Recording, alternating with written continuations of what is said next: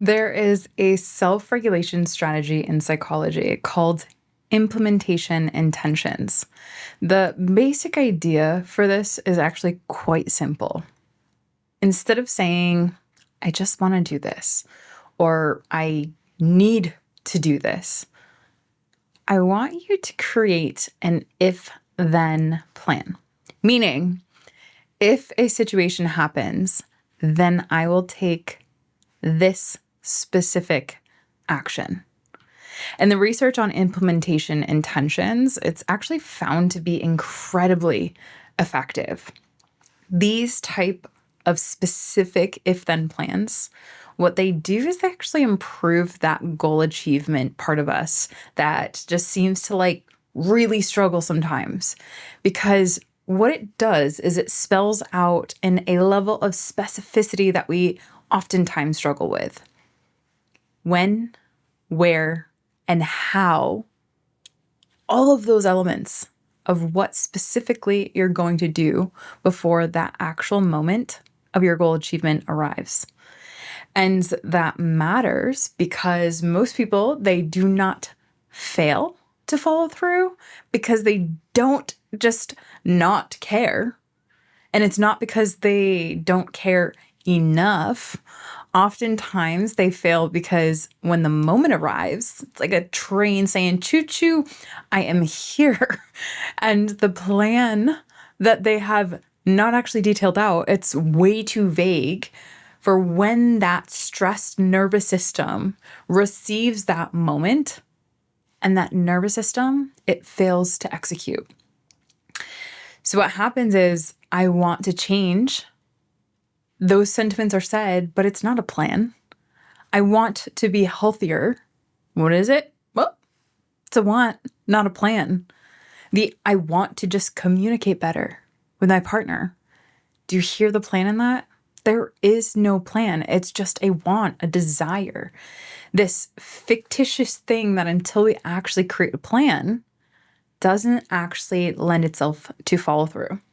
So follow through, it actually begins when your values become specific enough to actually become behavior when it matters. Hey there, Evolver. If you have found this channel, you're probably someone who thinks deeply about life, growth, and the human mind.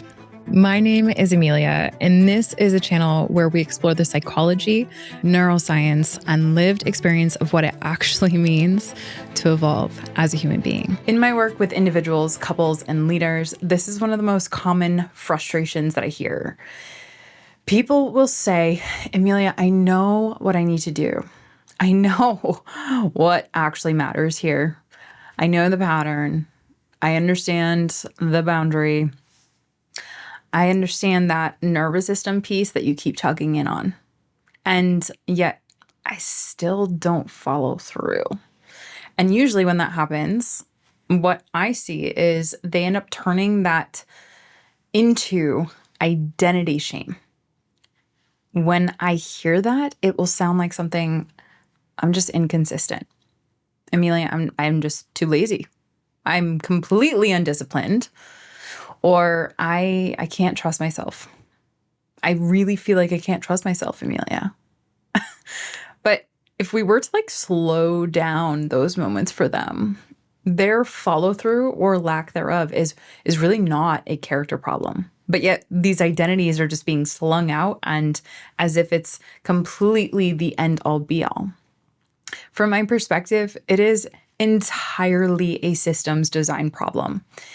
The intention that they've set, it's way too vague. The next big step or that moment, it's too big for them. The cue, that moment when it arrives to then engage a specific set of behaviors is unclear. And the state when it happens, what is it? It's dysregulated. It's not anticipating that moment.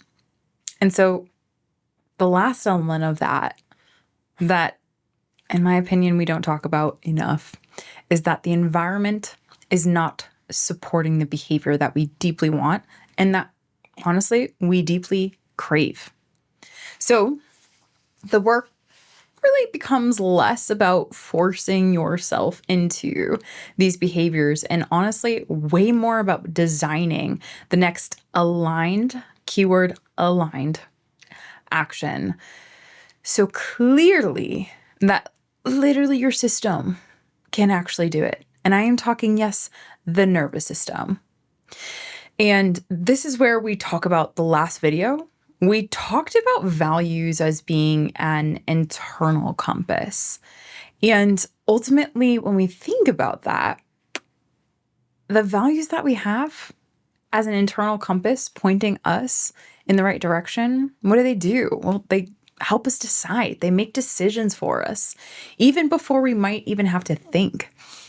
And that's honestly my favorite part about values is that they help us decide what kind of person we want to practice becoming when that pressure, it is a showing up. But values, they need behavior to back them up. Otherwise, they just stay completely theoretical, right? So this episode is far more about the behavioral aspect, that follow through that we all need to really be living in alignment in those small moments that matter, that create these identities, and where we start to kind of close the gap between what we want and where we are. And those behaviors, that is the how, and how to turn what truly matters into tiny evidence that builds self-trust. Because self-trust, it's not built by promising these huge moments, and it's not built in promising yourself a completely different life. It is built by keeping the next small promise, the next small step, and making sure that you follow through on the intention that you set there. Now, here's the distinction that I want you to hold. Intensity, right? The level of like intense energy, emotion that we feel, that is entirely emotional. Evidence, on the other hand, that is the behavioral aspect that we're talking about. Intensity, when we experience it, it's like a wave that comes up and it says, well, this time everything's just going to change. Ever experienced that? Whereas on the flip side, evidence, the behavioral component says, I did the next small thing that I said I was going to do. So intensity itself, right, it might feel that powerful, sweeping in our nervous system, right? That power at the beginning of a moment. The evidence itself is what actually rewires our trusting of ourselves over time. So you do not need a bigger promise to yourself. And honestly, a lot of people find themselves really in that belief that, oh, well, I just need to make a bigger promise, make it bigger, something that I just like, I gotta really like, it's huge, it's so big. And you don't need a bigger promise yourself, especially if you're struggling in the follow through of the one that already exists. And trust me, there's likely already one that exists. You simply need a smaller promise that you, in the moments, not in these idealized moments, not that when you're in a perfect nervous system moment, you need a smaller promise that you can actually keep in the stressful moments. So let's talk about a couple examples. And as I talk about these, I want you to think about which one hits you the most. So the first one I have looking down at my Remarkable for anyone that is joining. This is my digital template that I use all the time. The first example is the wellness or health follow through. Picture that classic health person, or not health person, but like someone that always wanted to be healthy, right? They're always saying to you or to their friends, I just got to take better care of myself. Or, I think I'm going to stop drinking as soon as I insert random deadline. And all of these intentions are great, and they really very well might have truth in what they're saying with respects to like, I want to take better care of myself. I intend to. But when they're saying that, ultimately that sentiment, it's just way too vague. Like this client I have who initially showed up and said that to me. She had said, I want to take care of my health. And I'm like, great. What does that actually mean at 7:30 in the morning when you're absolutely tired?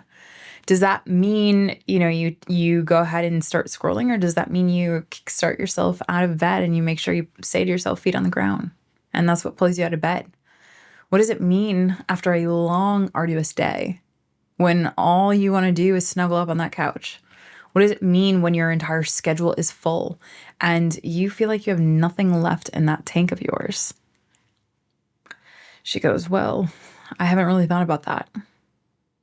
And that's exactly where I find so many of us. In those moments, there's not a usable plan. And what a more usable plan would actually sound like, the answers to those questions would be, well, if I finish brushing my teeth at night, right before I'm about to go curl up, I'm going to make sure that I put my phone across the room and just simply get into bed, right? It's in that moment where you have behavior already laid out for you. Or, well, Amelia, if I feel myself like I need to skip lunch or I'm just way too stressed out, meetings, et cetera, then I'm going to eat the most simplest available meal in the lunchroom well before I answer another message, which means in that moment, I am literally going to close my laptop and go to the lunchroom. That's follow through. Not because it's dramatic or we're getting into the nitty gritties of the behaviors, but because it's very specific. If you noticed in my language, if, when, I will, the behavior is very clear. And when this person finally developed their if-thens, their when I am, assuming that that is a normal vein, it's a reasonable thing to expect to be burdened, to be stressed out, to have a full calendar, that becomes so much more clear what the plan is to follow in order to fulfill those intentions. And let's be real, our nervous system, what it does better with is very clear cues, the crystal clear cues, those signals. It does better with those than it does any vague ideal. The specificity that we can increase will lower the friction that our nervous systems feel in those moments. And that friction tends to lead to overwhelm. We'll get into that in a moment. The second example I have here is the communication follow through. And I have someone in mind who always has that intention to be a better communicator with her partner. And that's where she'll say something like, Amelia, I really just want to be a better partner. And I think the way in which I'm going to do that is to communicate better with my partner. It's like, awesome. That's a beautiful value to want to really be a better partner, and doing so through that thing that, it helps a lot to do, which is communication. But the plan, when I asked about it, completely terrible. There was no behaviors, no if then, no implementation intentions set whatsoever. So when she came to me with that, I'm like, okay, well, when that actual moment comes, what is happening? And turns out her nervous system is just completely getting activated with her partner. She ends up feeling incredibly misunderstood. Her body ends up speeding up. Her breath is literally so shallow that she ends up starting to defend herself in little moments that aren't even a fight with her partner. Either that, or she's explaining or shutting down or completely bawling her eyes out because her nervous system has just completely swept her away. So we started talking about this follow-through plan, right? Setting that if-then. And for her, the if-then sentiment was, if I notice my voice getting sharper or she gets to like a higher pitch, then I'm going to pause and say, I want to keep talking, love. Insert sweetheart, whatever she was referring to her partner at the time was. But I need a second just to slow down. Because what she noticed is her nervous system started to speed up. It started to shallow her breath. It started to sharpen her voice. Her tone started getting higher. And those were noticeable cues. So I said, okay, well, what if you don't notice that? What then? She goes, or if I start going in that pattern of like over explaining myself, then Amelia, am going, she like put her hand up and she was like, Amelia, am going to stop and ask, what am I actually trying to say? And we actually used a really cool technique, STOP acronym, which essentially helped her bring that in this moment. I was like, yes, You did it, girl. But that's ultimately how values become behavior in those if-then moments, because the if is the pattern that you notice, that is the cue. The cue of our behavior, or the cue of the moment when it arrives, kind of like a choo-choo train, it is arriving.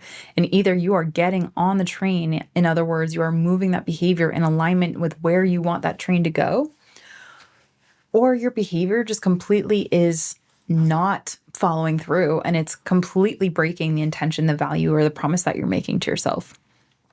And I love this element. This has helped me so many times, more than I can ever imagine, and it's helped so many people. So I want to share it with you. The teachable moment in this is that we are not rising to the values that we have under pressure. We just don't do that.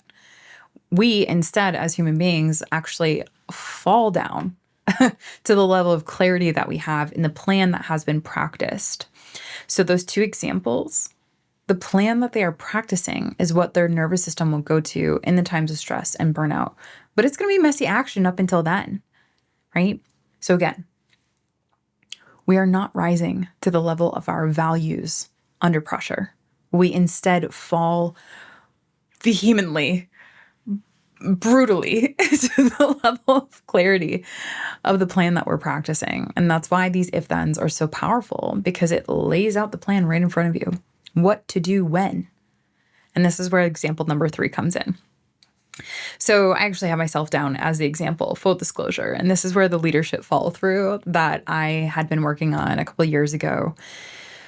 It was not easy, but this is something that I know a lot of leaders that I've had conversations with, they also struggle with. And this is where when you start to enter into leadership roles, what happens when you need to make sure that you are following through as a leader. And you notice in transitioning from maybe some doing or managerial roles into this leadership role where you're actually leading and making sure that you're doing that, you actually have to stop being that bottleneck. So you might say to yourself, like I have plenty of times, I want to stop being my team's bottleneck or just the bottleneck in general. Again, awesome, great value to have. But what specifically is the behavior?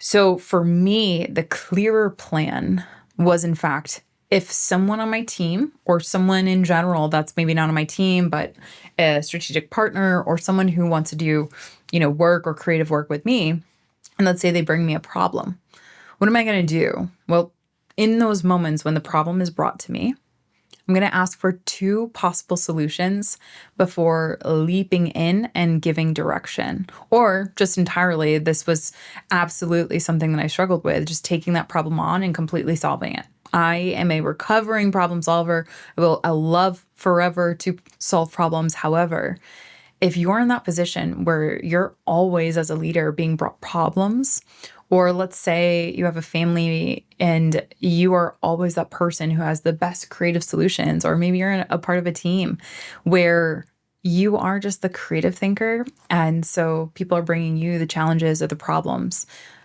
What are you doing? You're just taking that on. And to actually be the leader that you need to become, you actually need to start giving direction instead. You might actually need to ask and level up the team around you for creative solutions that they might be thinking of and tapping into their potential as opposed to just taking everything on.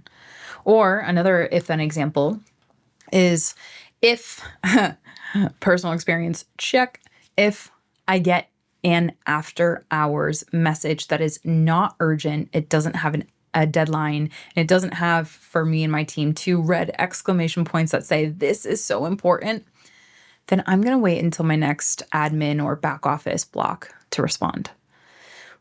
Okay. If then, do you notice?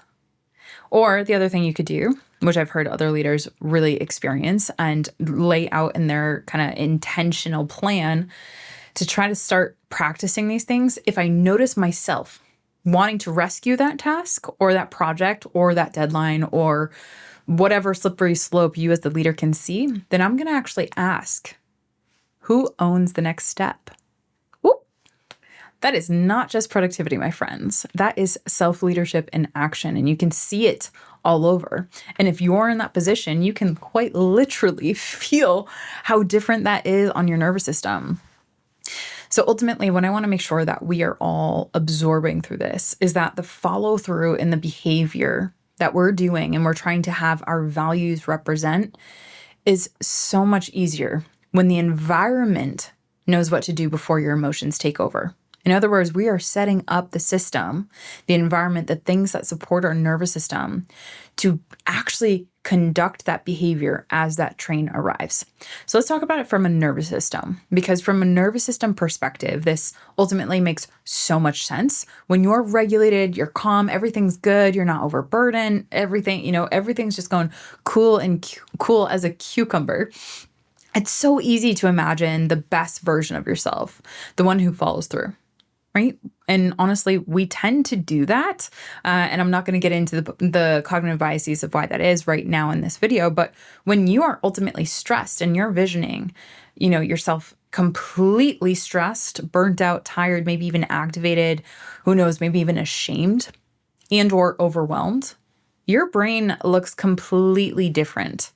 And it looks in those moments for the most familiar path, the one that has practiced and been drilled and drilled again and has more clarity than the plan that is not practiced, that is not planned, and that you haven't had any experience with. And that's the thing. This is why all that vagary, all the vague intentions that we have, what they do is they just completely collapse under pressure. Our system does not have a clear route to look for the behaviors when the moment arrives. So that follow through, what it does is it improves when the next step is in fact small, specific, cued, realistic, and ultimately connected to something that matters to us that we know for certain is going to help us move the needle. And this is not about lowering your standards. Trust me, this is something that I need to make sure that I say in this, because so many people end up thinking shrinking the promise or shrinking the behavior or minimizing a little bit of those promises that you have to yourself. This is all about, I just can't lower my standard. I get that. As someone who has ridiculously high standards, this is not about lowering your standards. It is about instead, quite the opposite, making that standard actually executable for you so that you can build self-trust. And all you have is evidence in that direction. And this is where a lot of habit, identity, self-trust advice, the floofy floof becomes way too shallow. It is treating follow through in that behavioral process as if it is only simply about discipline. Well, if I just have more motivation or willpower, et cetera, but discipline without nervous system awareness, that actually becomes another form of self-attack, self-criticism, self-shaming. And compassion without any structure, that becomes another form of avoidance. The real work is actually both. Enough compassion to stop shaming and berating yourself, enough structure to actually change that pattern that you've been running. So let's connect this to our identities, because if you're at this point in the video and you have gotten far with me to this end, I want to get in on that nervous system and the identity layer. Because every time you end up breaking a promise to yourself, what happens? Well, your system gets evidence. And what does that evidence go to? Where does it land in the bucket of what that means about you as a person? Well, it is in that giant big old bucket that if you have self-shaming or critical parts, it goes into the evidence bucket of, well, I just do not follow through. I can't trust myself. I always quit. I'm a lazy person. Insert self-degrading narrative and identity that you've maybe had to shove down, pretend like it doesn't exist around your team, around your friends, around your family. But every time that you are keeping a small promise, your system also is getting that evidence. And that evidence is going in the opposite bucket. the I can count on me bucket, the I do what I say and in small ways that matter, that have an impact. And I can move the needle even when it's not perfect. I can execute on the behaviors, even if it's messy and doesn't look exactly what I thought or imagined it would look like.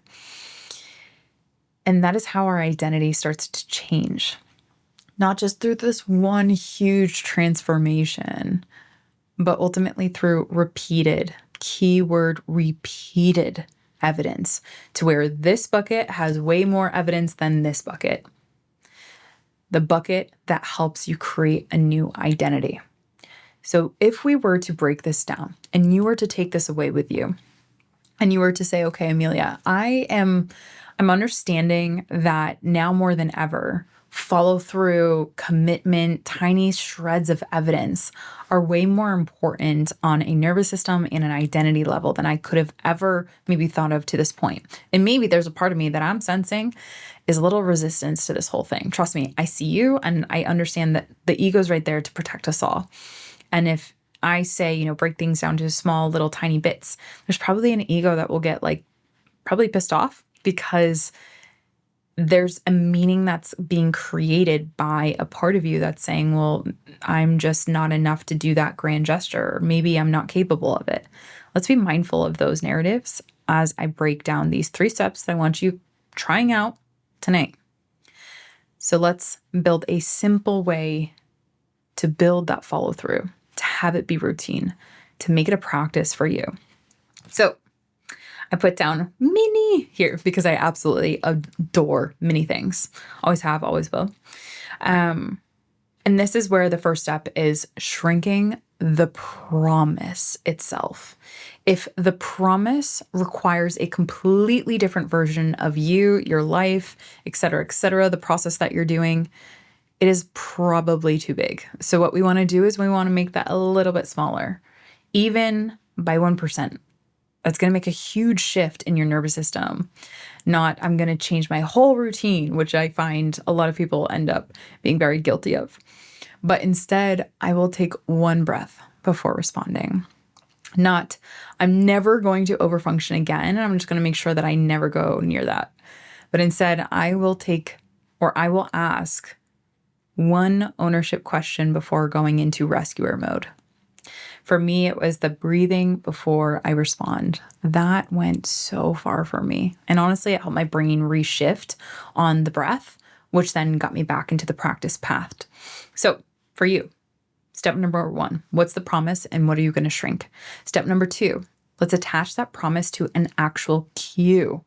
So this is using that if-then structure of the implementation intentions.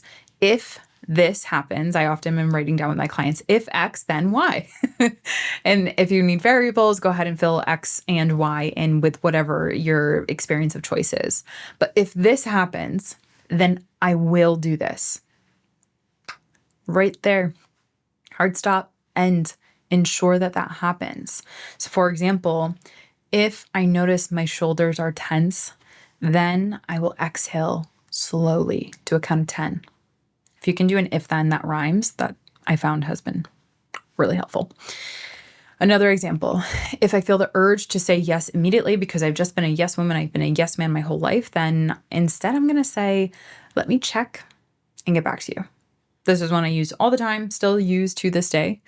If I'm feeling the urge to say yes because I get an opportunity, an offer, etc., I'm always going to that. Then I will say, well, let me check my calendar and I'll circle back to you. Simple. If I start spiraling, what happens then?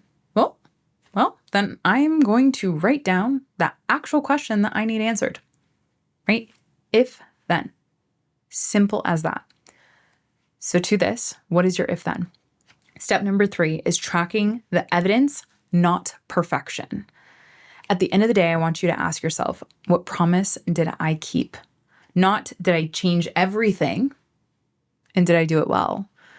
But where did I create evidence that I can trust myself, right? Focusing in on what you can do, what you have done. That question matters because what you track becomes what your identity learns. In the Evolve Out of the Mud group chat, we have a private chat with members who show up to Out of the Mud, our free live virtual event every single month. We have this Out of the Mud sleep score or sleep challenge that we are doing as a community. And we are all tracking our sleep and our sleep score. And we are all learning a new identity through that tracking, that we're not terrible sleepers. We're actually good sleepers, or we can get better sleep. And we're learning an identity that is helping us understand the little micro shifts that can help us get better sleep, right? So we're tracking that by sending that in. So if you have been struggling to follow through, be it on your sleep, be it on leadership, be it on the communication or your wellness goals, do not immediately assume that you're lazy, that you're broken, or that you're completely incapable. Instead, I want you to ask, is this promise to myself too big? Is the cue unclear? Is the next step specific enough for me? Is my environment supporting this? Or am I trying to use shame as fuel? Because the follow through, it is not built by hating yourself or shaming yourself into consistency. It is often the opposite. It's built by making aligned action possible with your values and the behaviors that you can respond to and activate in an overwhelmed, stressed out, burdened nervous system. You do not, my friends, rebuild that self-trust that you crave, that you deeply want through these dramatic promises.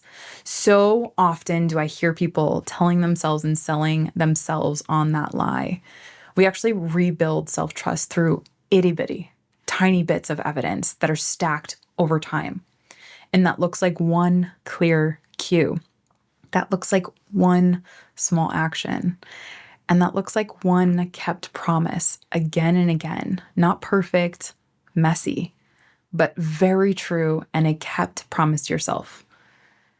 And that, repeated enough times, over time, is what your system begins to use as evidence to ultimately believe that I can count on me.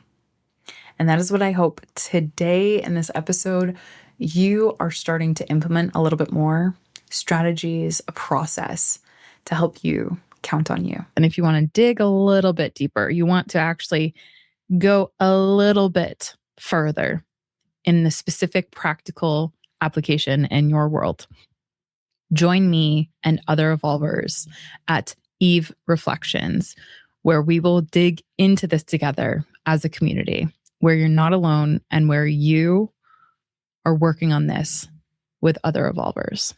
Click the link in the show notes. You'll get access to that.